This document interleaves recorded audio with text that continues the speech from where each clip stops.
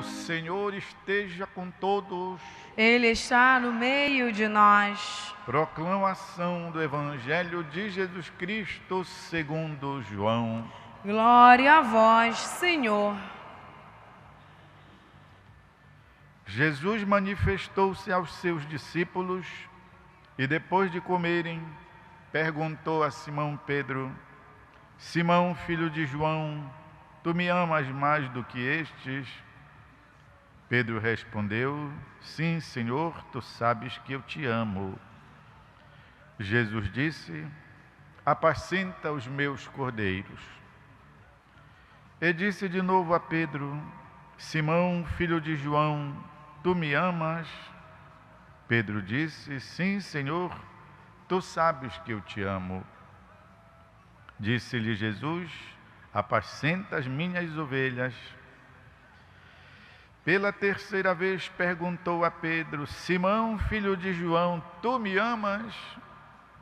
Pedro ficou triste porque Jesus perguntou 3 vezes se ele o amava.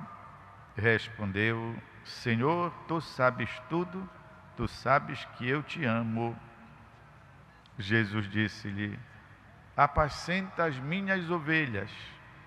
Em verdade te digo, quando eras jovem, tu te cingias e ias para onde querias. Quando fores velho, estenderás as mãos e outro te cingirá e te levará para onde não queres ir. Jesus disse isso, significando com que morte Pedro iria glorificar a Deus, e acrescentou dizendo: Segue-me. É palavra da salvação. Glória a vós, Senhor. Queridos irmãos e irmãs, quem já foi à Cidade Santa, a Jerusalém, em alguma dessas excursões que agora se organizam de vários lados para a Terra Santa, pode ter visitado uma igreja muito bonita, pequena, mas muito bonita, com um nome um pouco estranho. Chama-se a Igreja de São Pedro do Galo que Canta. Tem esse nome mesmo. A Igreja de São Pedro Galli Canto, do Galo que Canta. Foi o local aonde Jesus ficou preso, lá na casa de Anás, e que tem debaixo desta igreja, foram feitas escavações e existe a prisão. Não é a prisão como nós temos na nossa cabeça, feita de grades. Era um buraco que se cavava fundo e se botava lá o preso através de cordas que se atava aqui, né? O sovaco dele, a corda, e depois se ia descendo, até chegar lá no fundo da prisão. Uma vez lá, se recolhia a corda. Era tão fundo que o preso só saía dali se ele criasse asas. Ou seja, era algo impossível de um ser humano escalar, subir. Então, preso só saía dali se ele propositalmente fosse tirado, né, de novo pelo método das cordas aqui, né, passada por debaixo do braço. Jesus passou ali. A gente desce hoje ali, a gente reza o salmo do sofrimento de Jesus. A gente lê o trecho, né, no Testamento lá em que diz que Jesus ficou preso ali na casa de Anás e Caifás, ali jogado de um lado para outro, nas mãos do Pilatos, na mão do Herodes, e assim foi. Era a casa de Caifás. E foi ali que todos nos lembramos, perto dessa prisão, que os discípulos de Jesus ficaram bicorando. E alguém passou e disse: você é do grupo desse que está preso. E Pedro disse, você está ficando louca, porque tinha sido a empregada que perguntou, eu te vi junto com aqueles galileus. Não fui eu não. Pois passou um soldado e disse, mas olha, a tua cara não me é desconhecida, tu estava junto com esse que está aí preso. E o Pedro disse de novo, você está redondamente enganado, não sou eu. Depois, como fazia frio, eles estavam lá também, perto de um fogo que tinha para se aquecer. Passou de novo a empregada de volta e disse, mas és tu sim, que estava junto com aquele galileu que está preso. Disse, mulher, você literalmente está ficando louca. Ao dizer isso, o que aconteceu? O galo cantou. Porque Jesus tinha dito, no momento de euforia de Pedro, que Pedro disse, eu vou te seguir, ninguém vai colocar as mãos em ti, eu dou a minha vida por ti. E Jesus disse, tu vais dar a tua vida por mim? Em verdade eu te digo, o galo não cantará sem que antes me tenha traído 3 vezes. E lá onde teria acontecido essa negação, tem uma bonita estátua, é um conjunto. Tem uma coluna, em cima da coluna tem um galo, é tudo feito de mármore e de bronze. E aos pés da coluna, uns 3 discípulos, dentre os quais o Pedro. Queridos irmãos e irmãs, por que eu estou puxando todos esses fundamentos? Porque o trecho de hoje é um acerto de contas, 3-3. 3 vezes Pedro nega o Cristo, 3 vezes agora ressuscitado Jesus pergunta se Pedro o ama. E é por isso que na 3ª vez, como caiu a ficha do Pedro, 3-3, ele fica sem graça, diz o Evangelho, Ficou triste, porque Jesus perguntou 3 vezes se ele o amava. Então ele disse, tá certo, 3-3. É um acerto de contas que Jesus faz com Pedro. Pedro, vem cá, vamos embora passar a régua.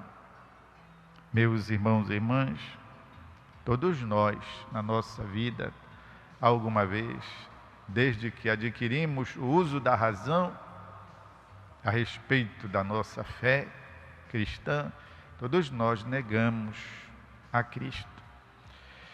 De uma maneira ou de outra, podemos até não negar com a nossa boca, mas negamos com os nossos gestos, com os nossos atos. Quanta negação! Vocês sabem que um grande humanista, um grande homem, um grande líder político, Mahatma Gandhi, o grande mestre Gandhi, disse certa vez a alguém que lhe perguntou se ele não acreditava em Cristo. Sabem o que ele respondeu? No Cristo eu acredito, eu não acredito é nos cristãos. Olhem a nossa cara, No Cristo eu creio, eu não creio é nos cristãos. Por quê? Porque por quanto batizados nós pisamos na bola com Cristo, nós negamos o Cristo, nós falhamos com Ele, nós também fazemos e aprontamos das nossas. Cada um no sacrário da sua consciência sabe disso. O que nós devemos fazer, meus irmãos e irmãs? O que nós devemos fazer? Eu estou me lembrando que também o Judas pisou na bola com Cristo. O Judas o traiu. Mas vamos ver, depois de nos dar conta do nosso pecado, da nossa traição, da nossa negação, o que nós devemos fazer? Vamos acompanhar os passos desses 2 apóstolos de Jesus.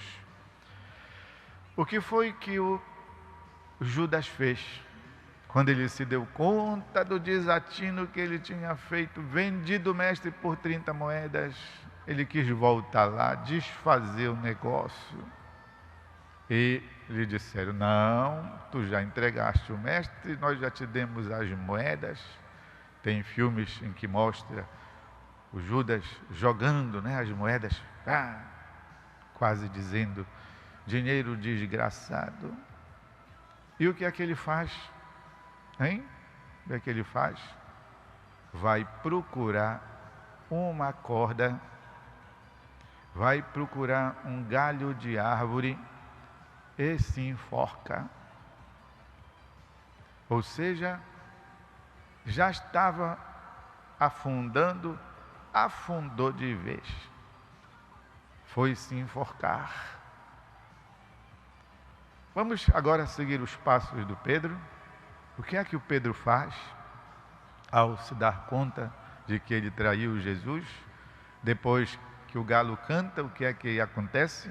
Diz o Evangelho que Pedro chorou convulsivamente, chorou amargamente, de modo que então as lágrimas lavaram a cara dele, o rosto dele. E o que ele foi procurar?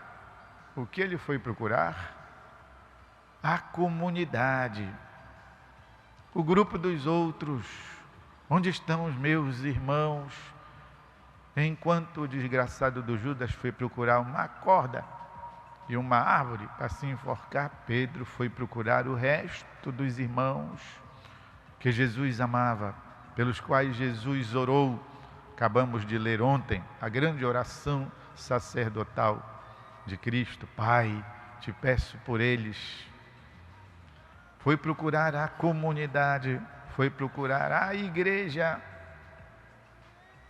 foi procurar o grupo, foi procurar a família que o Cristo havia constituído. Tudo isso serve de exemplo para nós, meus irmãos e irmãs. É pela falta disso que muitas vezes nós entramos em desespero. Vamos procurar a solidão. Vamos ficar conversando com os nossos botões, e os nossos botões estão tão desencorajados quanto nós. É por isso que muitas vezes nós então dizemos que perdemos a fé. Queremos viver uma religião individualista, porque ali cada um faz a sua própria igrejinha na sua cabeça e no seu coração. E isso não produz bom resultado. Portanto, o lugar do fiel, o lugar do cristão é a comunidade, é a igreja. Quando eu digo a igreja, nem estou me referindo ao templo sagrado, estou me referindo ao grupo, ao mais de um, conforme a promessa do próprio Cristo. Lá onde 2 ou mais estiverem reunidos, meu nome, eu estarei no meio deles. Puxa, meus irmãos e irmãs, como nós podemos aprender. E depois de termos traído, e depois de termos negado o Senhor, renovemos a nossa promessa de amor. Senhor, Tu sabes tudo, Tu sabes que eu não presto, mas Tu sabes que eu Te amo. Tu conheces o meu coração. E depois de experimentar a misericórdia do Pai, nos diz o Papa Francisco, ninguém fica sem a vontade de anunciar a outros esse mesmo amor. A experiência da solidão superada, a experiência da tristeza superada, a experiência do mal vencido. Tudo isso nos torna também nós evangelizadores, anunciadores. E é por isso que depois de cada vez que o Cristo pergunta se Pedro o ama, e ele responde, Tu sabes que eu te amo, Jesus lhe dá uma missão. Por isso, apacenta os meus cordeiros. Por isso, guia as minhas ovelhas, também para nós, meus irmãos e irmãs. O Papa Francisco diz na sua carta sobre a alegria do Evangelho que não tem quem, a não ser um coração muito endurecido e muito ingrato, quem tendo experimentado a misericórdia de Deus para consigo, para algum momento da sua história pessoal, que Deus usou de misericórdia, não tem quem não se torne mais sensível às causas dos outros, sobretudo dos pecadores pobres. Vamos nós também pedir a Deus neste ano da misericórdia que amoleça o nosso coração, que revigore a nossa alma, que reanime o nosso ser cristão, a nossa consciência de filhos e filhas de Deus, que nós fomos muito amados por Ele. E amor com amor se paga, não é isso? Amor com amor se paga. Um instante de silêncio, meus irmãos. Puxa, eu também quero neste momento de silêncio deixar cair para dentro do meu coração alguma verdade destas palavras.